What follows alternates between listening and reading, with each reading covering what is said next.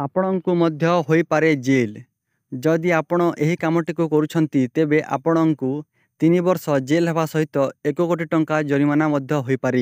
ଚାଲନ୍ତୁ ଜାଣିବା ସମ୍ପୂର୍ଣ୍ଣ ଖବର କ'ଣ ରହିଛି। ଆପଣମାନେ ଏହି ଭିଡ଼ିଓଟିକୁ ଶେଷ ପର୍ଯ୍ୟନ୍ତ ଦେଖନ୍ତୁ। କ'ଣ କଲେ ଜେଲ୍ ହେବ ନାହିଁ ଆଉ କ'ଣ କଲେ ଜେଲ୍ ହେବ, ସେଇଥିପାଇଁ ଆପଣମାନେ ଏହି ଭିଡ଼ିଓଟିକୁ ଶେଷ ପର୍ଯ୍ୟନ୍ତ ଦେଖନ୍ତୁ ଓ ଚ୍ୟାନେଲଟିକୁ ସବସ୍କ୍ରାଇବ୍ କରି ପାଖରେ ଥିବା ଘଣ୍ଟିକୁ ଦବାନ୍ତୁ। ଚାଲନ୍ତୁ ଜାଣିବା କ'ଣ ରହିଛି ନୂଆ ରୁଲ୍।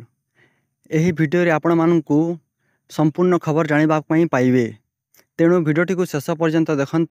ଭାରତରେ ଅନଲାଇନ୍ ବେଟିଂ ଉପରେ ଲଗାମ ଲାଗିବ। ଲୋକସଭାରେ ବୁଧବାର ଗୃହୀତ ହୋଇଛି ଅନଲାଇନ୍ ଗେମିଂ ବିଲ୍। ତେଣୁ ଆଗାମୀ ଦିନରେ ଡ୍ରିମ୍11, ମାଇ11 ସର୍କିଲ୍, ରମି, ପୋକର ଆଦି ଅନଲାଇନ୍ ଗେମ୍ ବନ୍ଦ ହୋଇପାରେ। ସଂସଦରେ ଏହି ବିଲ୍ ପାସ୍ ହେବା ପରେ ଆଇନରେ ପରିଣତ ହେବ। ଏହାପରେ ସ୍ୱତଃ ଅନେକ ବେଟିଂ ଆପ୍ ଉପରେ କଟକଣା କଠୋର ହୋଇଯିବ। ଏହି ନିୟମ ଉଲ୍ଲଂଘନ କରି କେହି ଗେମ୍ ଚଲାଉଥିଲେ 3 ବର୍ଷ ପର୍ଯ୍ୟନ୍ତ ଜେଲ୍ ଏବଂ 1 କୋଟି ଟଙ୍କା ଜରିମାନା ଦଣ୍ଡ ହୋଇପାରେ। ତେବେ ଆଇନ ଆସିବା ପରେ ଜଣାପଡ଼ିବ କେଉଁ କେଉଁ ଗେମ୍ ବନ୍ଦ ହେବ।